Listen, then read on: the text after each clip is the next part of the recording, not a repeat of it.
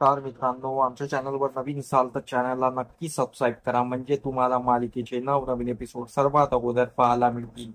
तर पारू या मालिकेमध्ये काय घडलं ते आपण बघणार आहोत. तर पारू या मालिकेमध्ये जे पूजा करणारे जे पंडित असतात ते आलेले असतात आणि त्यांनी पूजा संपन्न केलेली असते.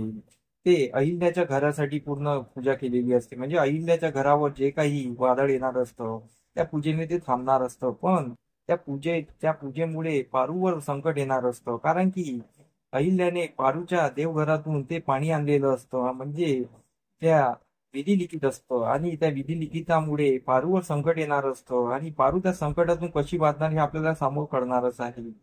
मग इकडे पुजारी पूजा करून निघत असतात आणि तेवढ्यात तिथे त्यांना मारुती म्हणजेच पारूचे बाबा त्यांना अडवतात आणि विचारतात की माझ्या मुलीचं काय चुकलं आणि माझ्या मुलीवर का संकट येणार आहे, माझ्यासोबत असं का घडत आहे आणि माझ्या मुलीचं काय चुकी होती यात, असं सर्व विचारत असतात. तर मग त्यांना ते पुजारी त्यांना समजवत असतात की असं काही नाही, ते तुझ्या मुलीच्या भाग्यातले लिहिलेलं आहे, म्हणून ते होत आहे आणि ते विधी लिखित आहे, ते आपण बदलू शकत नाही. पण पारू या संकटातून वाचू शकते जर पारूने काही धैर्य दाखवून काही केलं तर, हे त्यांना समजावत असतात. आणि पारूचे बाबा तरी रडतच असतात. इकडे आदित्यची वाट हा प्रीतम बघत असतो, कारण की आदित्य डीएनए रिपोर्ट आणायला गेलेला असतो. तर मग आदित्य डीएनए रिपोर्ट घेऊन येतो. प्रीतम त्यांना भेटतो आणि प्रीतम बोलतो की दादा रिपोर्ट बघितले का? तर त्यावर तो बोलत असतो की नाही, मी रिपोर्ट बघितलेले नाही आहे. अगोदर आईला आपण रिपोर्ट दाखवू, त्यानंतरच आपल्याला सर्व काही माहीत पडेल.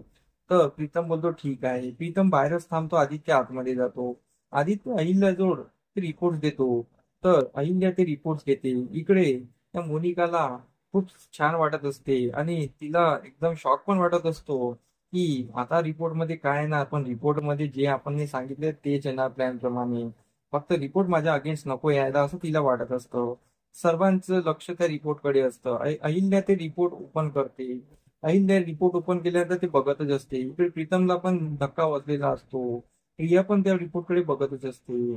पण अहिल्याच्या मनात काही वेगळाच प्लॅन असतो, अहिल्याच्या त्या चेहऱ्यावरून दिसत असतं. तर अहिल्या रिपोर्ट वाचते की हे रिपोर्ट मध्ये असं लिहिलेलं आहे की मोनिकाच्या पोटातलं जे बाळ आहे ते प्रीतमचंच आहे आणि त्यामुळे हे डीएनए रिपोर्ट प्रीतमच्या अगेन्स्ट लागलेले आहे. प्रीतमला एकदम शॉक बसतो. इकडे प्रिया रडतच बसत असते आणि प्रिया वर निघून जाते. इकडे दामिनीला खुशी झालेली असते. सर्वांना शॉक बसलेला असतो, पण अहिल्याच्या मनात काय ते कोणाला माहित नसतं. अहिल्याचा वेगळा प्लॅन असतो. अहिल्याने ते रिपोर्ट होते तर खरी, पण अहिल्याने रिपोर्ट बदलले असते आणि अहिल्याने रिपोर्ट चुकीचे वाचलेले असते. हे आपल्याला सामोरील भागात कळणारच आहे. प्रिया रडत बसलेली असते तेव्हा तिथे अहिल्या येते. अहिल्या तिला समजवत असते की प्रिया तू रडू नकोस, माझं ऐक आणि तू इथून घर सोडून जाऊच नको, कारण की मी जे सांगते आहे त्याच्या मागे काहीतरी तथ्य असेल तेव्हाच मी तुला म्हणत आहे ना. नाहीतर मी तुला म्हटलं असतं तू घर सोडून जाऊ शकते. तू माझ्या दादाची मुलगी आहे आणि मी तुझ्यासोबत वाईट होऊ देणार नाही. मी काही सांगत आहे त्याच्या मागे काहीतरी कारण आहे. तू सध्या तरी कुठे जाऊ नको. अहिल्याचे हे सांगणं ऐकून प्रियाला धीर बसतो. प्रियाला वाटते की मॅडमच्या डोक्यात काहीतरी आहे आणि म्हणजे रिपोर्ट मध्ये काहीतरी वेगळं आहे. अहिल्याने रिपोर्ट चुकीचे वाचलेले असतात. इकडे प्रीतम घाबरून पारूच्या घरी आलेला असतो. पारू त्याला समजायला आलेली असते आणि बोलते की तुम्ही धीर खचून जाऊ नका, मी आहे तुमच्या सोबत, आपण काही ना काही करू.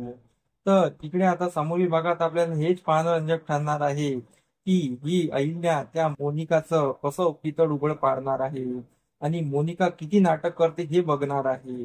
तर आपल्याला समोरील एपिसोड खूप इंटरेस्टिंग पाहायला मिळणार आहे. तर आमचा एपिसोड कसा वाटला मला कमेंट करून नक्की सांगा. धन्यवाद.